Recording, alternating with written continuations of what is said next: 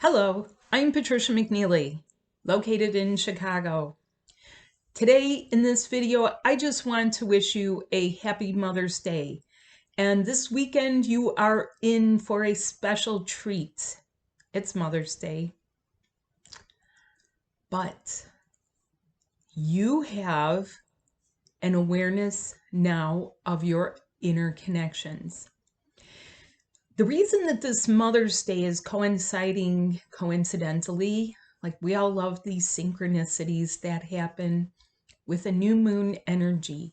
You may be feeling it all weekend. It's going to make you sometimes vaguely aware, acutely aware of motherhood in some form. So, what are these interconnections? It's your creativity. It's your ability to birth something. It's feeling parts of yourself that really will be able to shed things out. Now, there's emotions that come up as well. You could feel a range of things, and I won't get into all of it here. But what I do want to make you aware of is when you're riding the energy of a new moon, this is about creativity. It's about digging deep. It's about those deep seeds inside. It's about how just a few little molecules and parts of you begin to create life. There is growth in the dark. There is growth in areas that haven't seen the light for a long time. There are areas of you that can feel like you've done your duty. You've done your civic duty, you've done your earthly duty, you've done your duty to help propagate the planet, to further the species, and to not worry so much because nature has a feminine side. It has a masculine side too, but nature is always wanting to better itself somehow, improve, clean up the mess, get rid of things. And of course, we're all pitching in, of course. But this is starting personally for you. Now, what if you have an estrangement with the people that actually gave birth to you? Well, I say this. You got here somehow. You were intended to be here. There is a very high level agreement to be here. There is sometimes just even the smallest amount of gratitude for those people to be the vehicle and that they have done their duty to get you here. So whatever your feelings are towards your parents, your mom, if you've had to find new moms, if you've had to find other people to parent you, if your way of parenting is to be an animal mother, if you have furry babies, if you have birds, rabbits, cats, puppies, any other kind of animal, horses, llamas, goats, it doesn't matter. Sometimes you're their mom. I've had a couple of years of working with people, helping them, and sometimes they've lost their real mom. Their mom just died. And I don't want to get all sad, but I realized sometimes I was sort of a stand-in mom. Some of us can be surrogate mothers at times. And sometimes we're that mom in the neighborhood where kids feel safe. Sometimes we're the mom that speaks up. Sometimes we're the stage mother that goes into the school and raises hell because something just isn't right for the kid. And that's okay if it starts making changes for all the kids. Sometimes we have to take a stand, and sometimes we have to be the nurturers. And the discernment is knowing which is which when it's appropriate. There's an old Mother's Day letter written, which I think is very appropriate for this year, which is, don't come home to us mothers smelling of the battles, dripping with stuff that we don't want in our house. I'm paraphrasing, of course. And this is where we get to say, we get to stop that.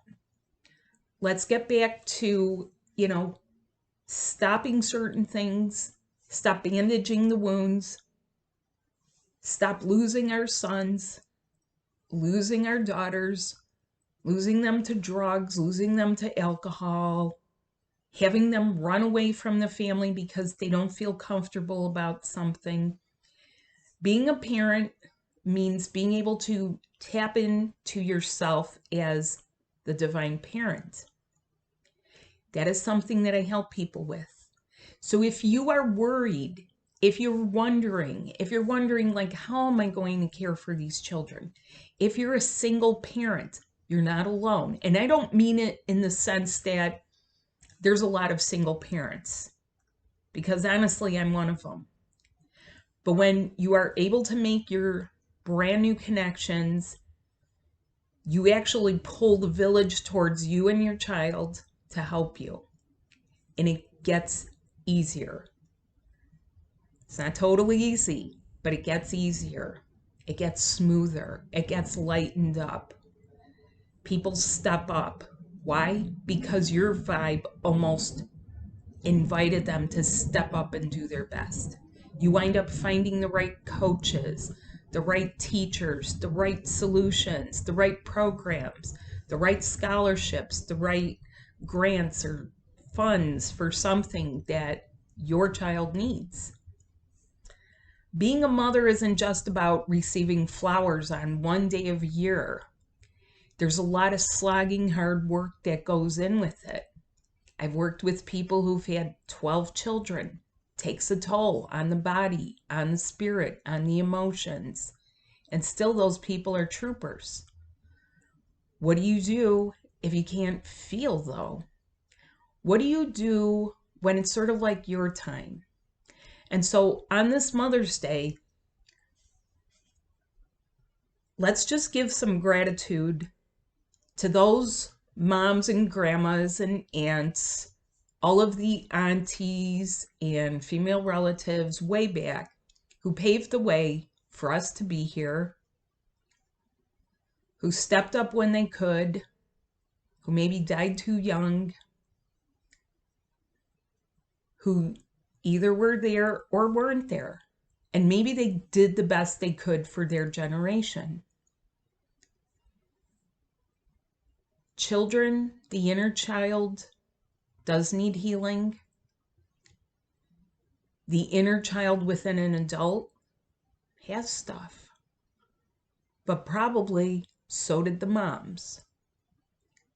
So on this Mother's Day, I just want to honor the moms. And I'm here to tell you, if I can heal with my mom, you can too.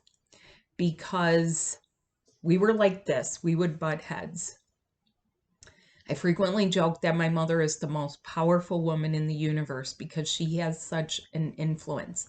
And in some ways, she's been a little bit of a dragon mother. But in some ways, I've been that indigo kid who needed it.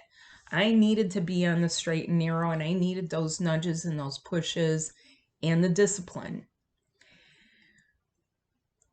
There's a difference between discipline and abuse. And if you have suffered from that, we're here for you. We want it to be different. We want a diminishing effect of this for our kids, for the future generations, for the future moms. There are men sometimes that have to be both mother and father. And they do it. And you might say, well, it's easier to do that. Not always. It's not always. Everyone wants their partner. We're in a time that your body needs to scrape out all evidence of anyone else but your love being your partner. You're not here to be dropped. The universe didn't forget about you. And I don't want to get real heavy, but I've been seeing it over the past week. Female areas riding the crest of the wave for Mother's Day, so that a lot of women, no matter what your sexuality is, can start to get their own creativity back, can start really up-leveling, genuinely, successfully.